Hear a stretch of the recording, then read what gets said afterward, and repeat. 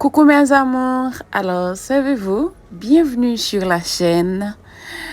Aujourd'hui, je partage avec vous les tresses au fil, disons le bon à savoir du tresse au fil.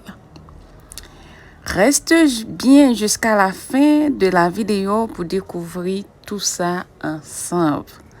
N'hésitez pas à liker la vidéo si elle vous plaît. Si vous êtes nouveau sur la chaîne, n'oubliez surtout pas de vous abonner et activer la cloche de notification pour ne rater aucune de nos prochaines vidéos. On continue.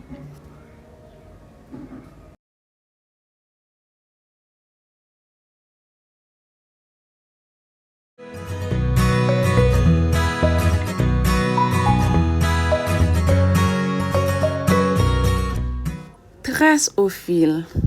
Ce qu'il faut savoir avant de les réaliser. Vraiment.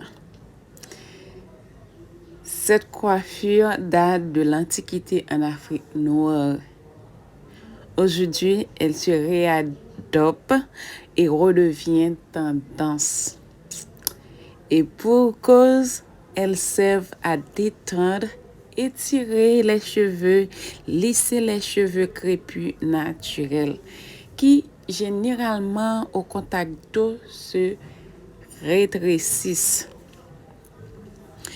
Certaines adoptent comme coiffure protectrice, en ce sens qu'on ne manipule pas les cheveux lorsqu'ils sont sur le fil.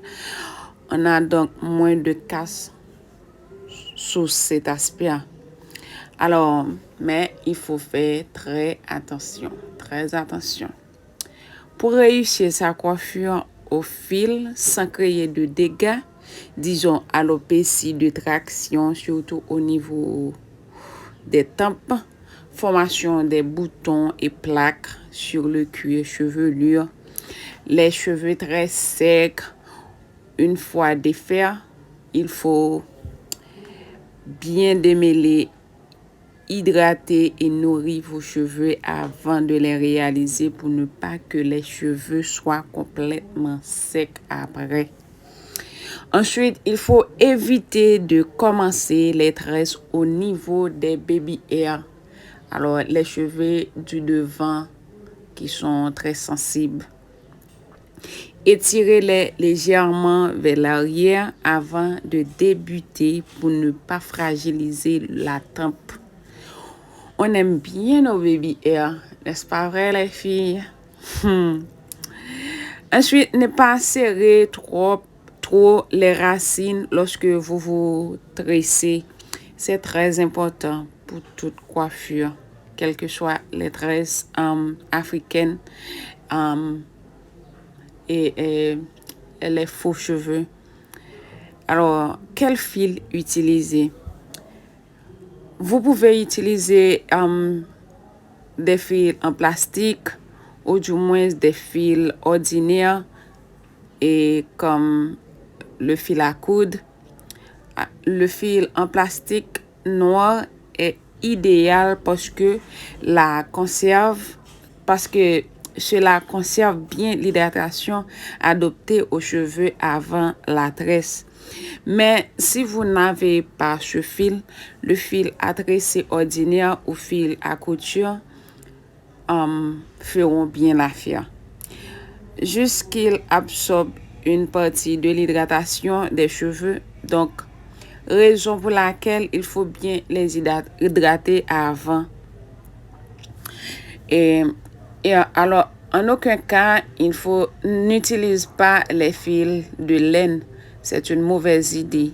En plus de rendre vos cheveux secs, puisqu'ils absorbent la totalité de l'hydratation à cause de la matière coton dont ils sont constitués, ils laissent des résidus sur les cheveux. Alors, faites très attention avec eux.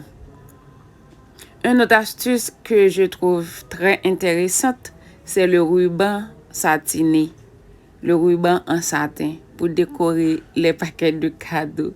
C'est vraiment amusant. Alors, Vu que la matière satin de ce ruban, il doit maintenir l'hydratation des cheveux sans les rendre probablement secs une fois défaits. Dans une routine capillaire, opter pour les tresses au fil, c'est bien le temps d'une nuit ou de 2 jours pour étirer et détendre les cheveux. Une belle manière de contrer aussi le shrinkage, ou du moins le rétrécissement des cheveux crépus naturels au contact d'eau. Alors, si cette vidéo vous a plu, n'hésitez pas à partager pour en faire bénéficier d'autres aussi. Merci d'avoir été avec moi jusqu'à la fin. Et vous, faites-vous souvent des tresses au fil?